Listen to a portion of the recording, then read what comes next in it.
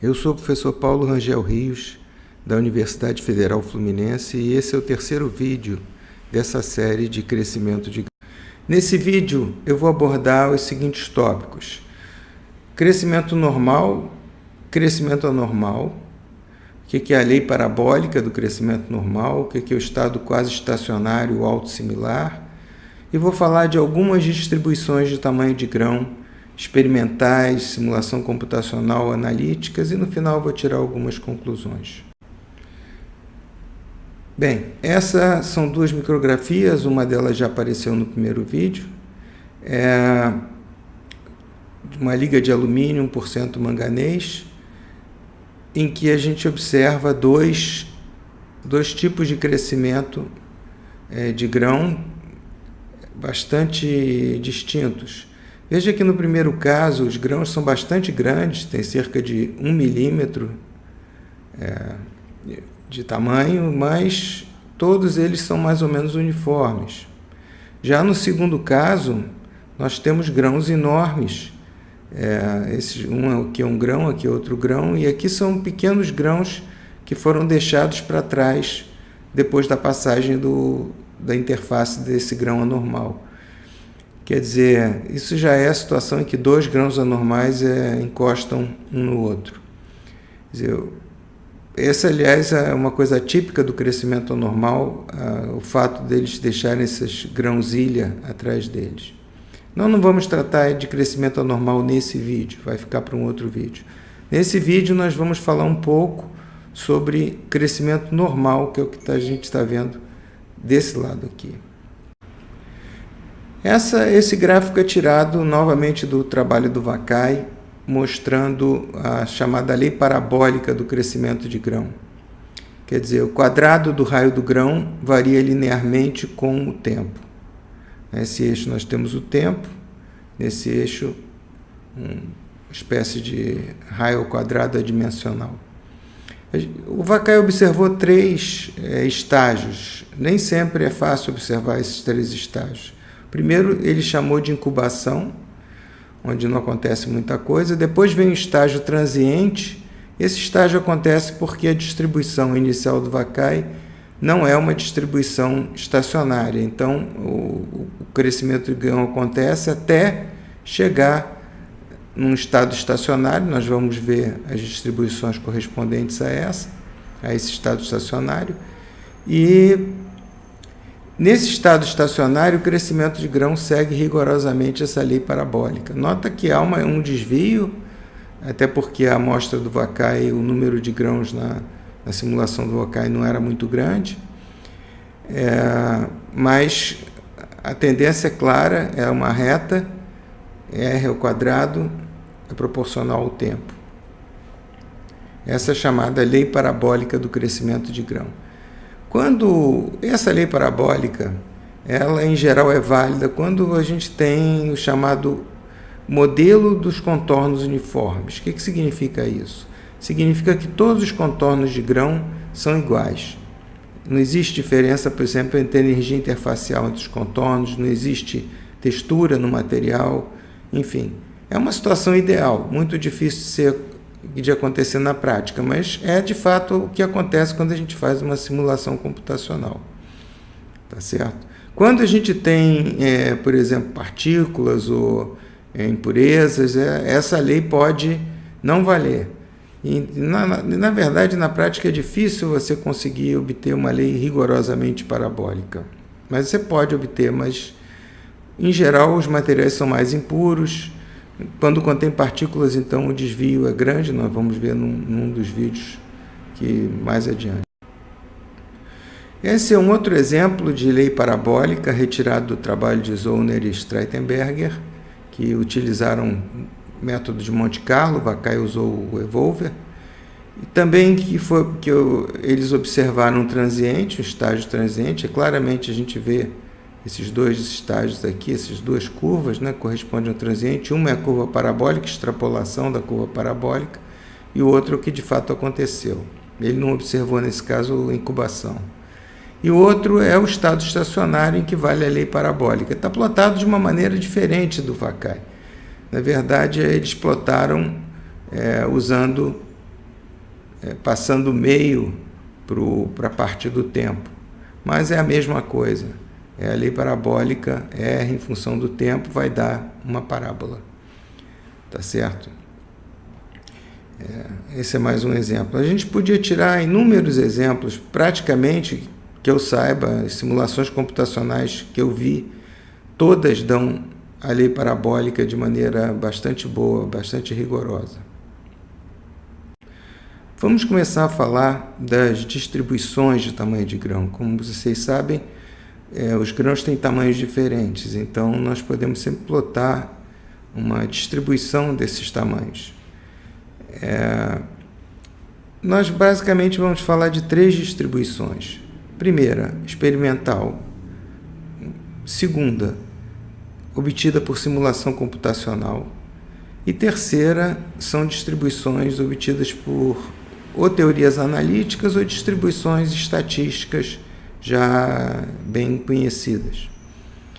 Bem, esse slide está mostrando como a gente pode fazer uma reconstrução 3D usando EBSD nessa liga. Infelizmente, essa liga foi deformada, então vocês vão notar que os grãos estão alongados, mas foi um exemplo bom que eu encontrei na internet sobre isso. Nós estamos vendo aqui várias seções, essas seções são seções em série, tem uma certa distância, não sei exatamente qual é a distância entre elas, mas eles vão tirando uma seção, eles tiram uma foto, depois o material é desbastado um pouco, depende como ele é desbastado. Quando a gente usa metalografia ótica, por exemplo, ele pode ser desbastado com um polimento normal. Quando ele é feito dentro do microscópio de varredura, por exemplo, pode ser desbastado com ion beam. Se a gente vê que essa amostra ela é pequena, né? Ela tem 20 microns por 20 por 20 microns mais ou menos. Então é uma área bem pequena e esses grãos são bem pequenos. Essa é uma limitação nesse caso aqui, desse tipo de técnica.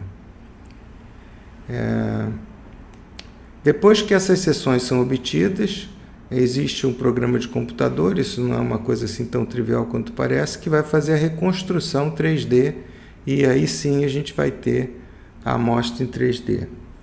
Dessa amostra em 3D nós podemos pegar os grãos individuais, calcular o volume dos grãos individuais, calcular o raio da esfera de volume equivalente e plotar a distribuição experimental de tamanho de grão.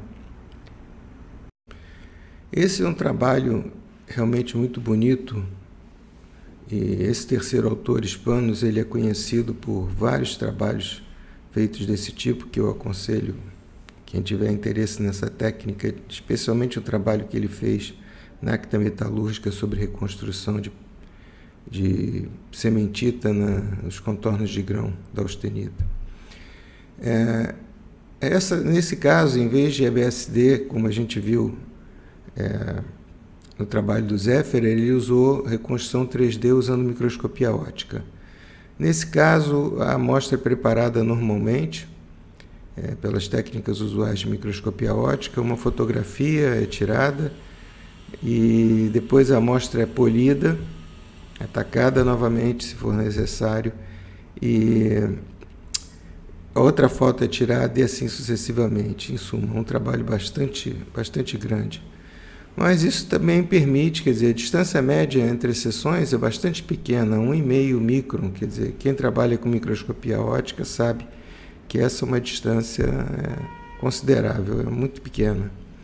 E a gente vê que a microscopia óptica tem a vantagem de permitir, olhando a escala aqui em microns, permitir um volume bem maior de material ser, quer dizer, ainda não é um volume enorme, mas é um volume bem maior de material ser reconstruído 3D.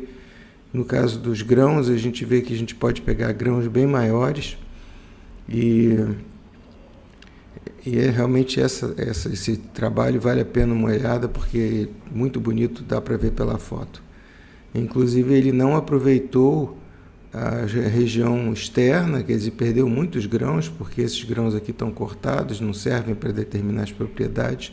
Ele usou basicamente os grãos internos. E esse foi um trabalho relativamente recente, 2010. E a gente vê aqui um grão reconstruído. Nós vemos também os problemas que ainda existem nessa técnica. É difícil realmente retirar, porque essas seções são reconstruídas por computador.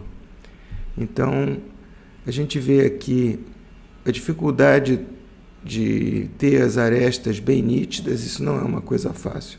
Outra coisa é reconstruir a própria face. Não é uma coisa trivial você ter uma face, especialmente se você está interessado em medir a curvatura da face, que foi o que eles fizeram nesse trabalho. Muito difícil, né? Então você tem que usar uma série de algoritmos para melhorar a aparência. A gente nota, inclusive, que esse grão dá um aspecto quase de um grão simulado.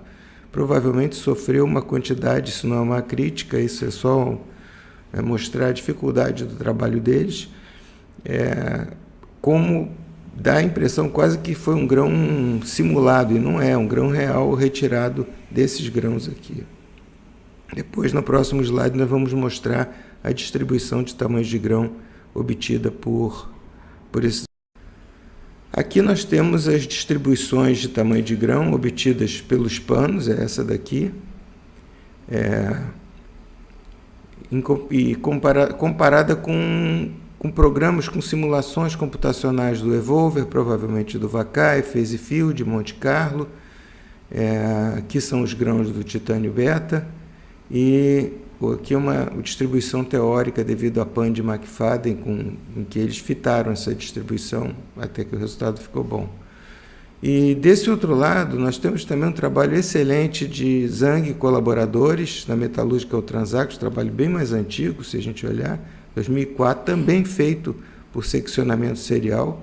Aqui eles não falam quantos grãos, aqui eles colocam que eles fizeram simplesmente 800 grãos. Novamente, para quem trabalha, eu já tive a oportunidade de orientar uma tese em que a gente reconstruía os poros usando seccionamento serial. É um trabalho realmente considerável, e eles aí, 793 grãos, uma precisão, poderiam ter posto 800, eu acho, mas 793, um trabalho realmente fantástico. E aqui está a distribuição. Infelizmente, na própria revista havia essas falhas aqui, mas já dá para dar uma ideia, e eles compararam, dessa vez, em vez de comparar com distribuições computacionais, eles compararam com distribuições analíticas. Essa é uma distribuição de Luat, que já tem há muito tempo, não vou comentar. A distribuição log normal é a distribuição que as pessoas sempre associam com o tamanho de grão. Bom, eu não quero entrar nessa polêmica, mas, de fato, os tamanhos de grão em 3D não possuem distribuição log normal. Essa que é a verdade. Eu tenho um trabalho que vai aparecer a citação nos próximos slides, que mostra isso de maneira bastante convincente. Por que a distribuição log normal? Porque quando a gente trabalhava basicamente em 2D, as distribuições de fato eram log normais. Se a gente pegar uma distribuição de cordas em 2D, ela vai ser log normal. Nós temos um trabalho com o José Carlos Bruno, professor José Carlos Bruno, já de muitos anos atrás, em que nós fizemos isso em austenita, e nós vimos em 2D a distribuição log normal. E daí você fazia uma deconvolução para 3D, usando os dados de 2D, que, na minha opinião, não é uma coisa muito precisa, e eu vi isso quando a gente fez. Por quê? Porque para essa deconvolução ter sucesso, nós precisamos saber da forma dos grãos, e os grãos têm uma forma muito variada. Então, se a gente está reconstruindo, por exemplo, uma distribuição 3D de esferas, nós sabemos que a forma é esférica, então o resultado é melhor. Mas se a gente está reconstruindo grãos, a gente tem que fazer suposições sobre as formas dos grãos que são diferentes. E eu tenho minhas dúvidas quão boa é quão bom é esse resultado dessa deconvolução, né? Então, eram obtidas distribuições log normais, eu tenho minhas dúvidas. Então, porque ultimamente as distribuições computacionais e essas distribuições experimentais têm mostrado que não é uma distribuição log normal. Mas muita gente ainda associa com distribuição log normal. Muito bem, e essa pontilhada é uma distribuição de extrema importância teórica, a distribuição de Hilliard. Quem sabe num vídeo mais avançado a gente possa falar um pouco sobre isso. Essa distribuição do Hilbert ela é derivada, ela não tem nenhum parâmetro ajustável, ela é derivada diretamente de princípios básicos de continuidade e baseada numa teoria que foi desenvolvida para coalescimento de partículas, chamada teoria LSW. Aqui nós temos um trabalho, os gráficos retirados do trabalho de Zollner e Streitenberger, da revista Practical Metallography, e ele ilustra, deixa eu tirar essa imagem aqui, a evolução de uma distribuição de tamanho de grão. Nota que, nesse caso, foi plotado o número, né, de grãos com raio R. Não foi feita nenhuma normalização, raio absoluto do grão. Então a gente vê que essa frequência vai diminuindo, porque o número absoluto de grãos diminui com o tempo, o número de grãos por unidade de volume diminui à medida que os grãos crescem, e a gente vê que a distribuição vai, aqui o máximo em torno de 20, 25, 30, com o tempo o tamanho médio de grão vai aumentando. Quer dizer, o número por unidade de volume vai diminuindo, o tamanho médio vai aumentando. Nesse caso, a gente tem nós acabamos de ver as distribuições experimentais, agora nós vamos ver as distribuições oriundas de simulação computacional e distribuições analíticas. Aqui nesse caso nós temos um gráfico que mostra simulação computacional de crescimento de grão feita por diversas técnicas, o modelo de hipótese que é o Monte Carlo, o modelo do vértice, o Surface Evolver, que foi o modelo usado pelo Vakai, e o modelo de phase field, o campo de fase. A linha sólida é o modelo de Zollner e Streitenberger, originalmente da Scripta em 2006. A gente vê que a concordância dele é bastante boa com as simulações. À direita nós vemos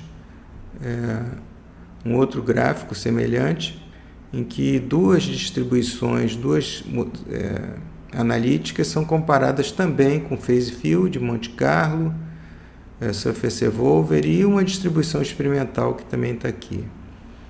A primeira distribuição analítica é a distribuição de Weibull, que é uma distribuição estatística conhecida.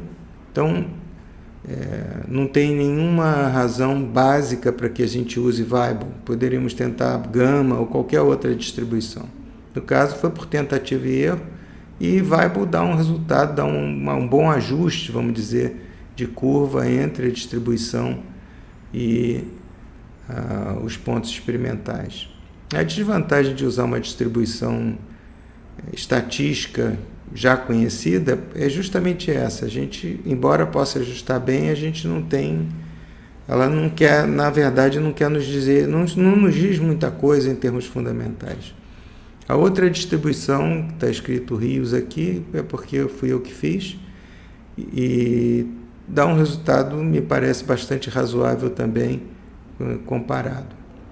Essas duas teorias, tanto a do Peter Streitenberger quanto a minha, são basicamente modificações daquela teoria do Hilbert que eu falei mais atrás e que nós vamos voltar em um futuro vídeo. São duas modificações, é um pouco complicado de descrever, não é que seja difícil, mas ia tomar muito tempo aqui. Então eu só estou mostrando para ilustrar o fato de que é possível haver um ajuste razoável. E essas duas distribuições, por serem modificações da distribuição de Hiller, elas têm algum significado físico, vamos dizer assim. Talvez nem tanto assim, mas tem certamente uma base física por trás dessa distribuição, o que a distribuição de Weibull não tem.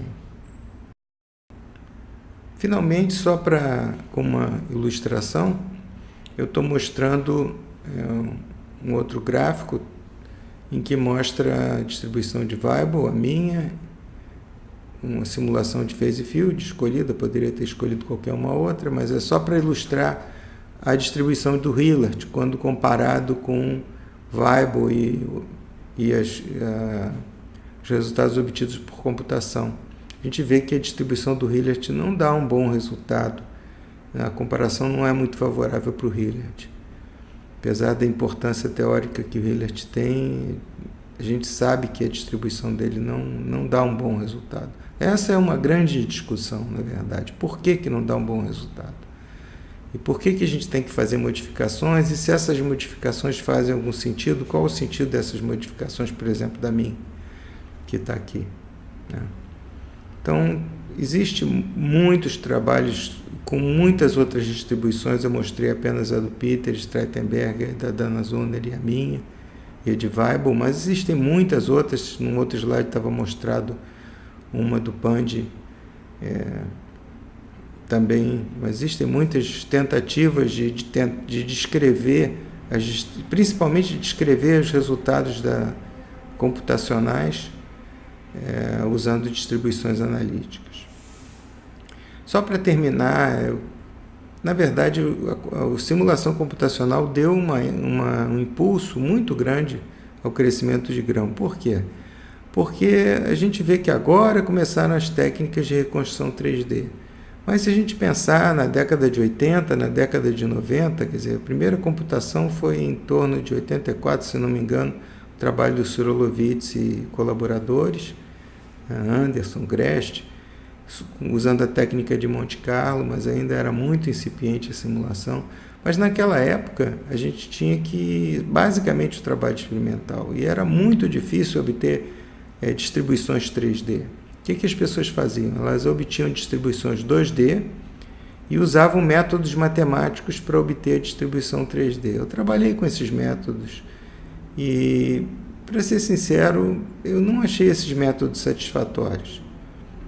Nós usamos isso na tese do professor José Carlos Bruno, basicamente o que chamam de uma deconvolução, né? Passar de 2D para 3D, mas como a distribuição de tamanho de grão é uma grandeza intrinsecamente 3D, para você passar de 2D para 3D, você precisa fazer uma suposição acerca da forma do grão. E nós vimos que a forma do grão é muito complicada.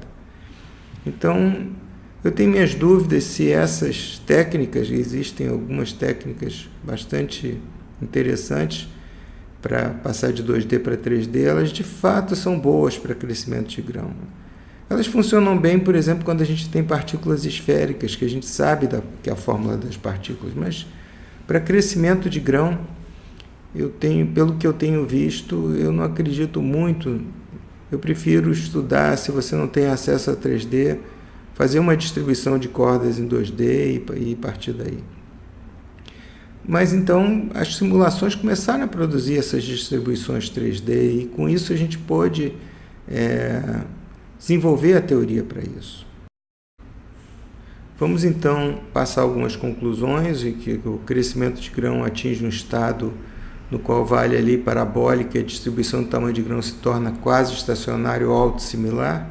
O termo autossimilar era o termo preferido do saudoso Kurt Luke, que ele chamava em inglês self-similar, e até me encontrar com ele eu usava quase estacionária, mas ele me convenceu que autossimilar ou self-similar em inglês era mais preciso.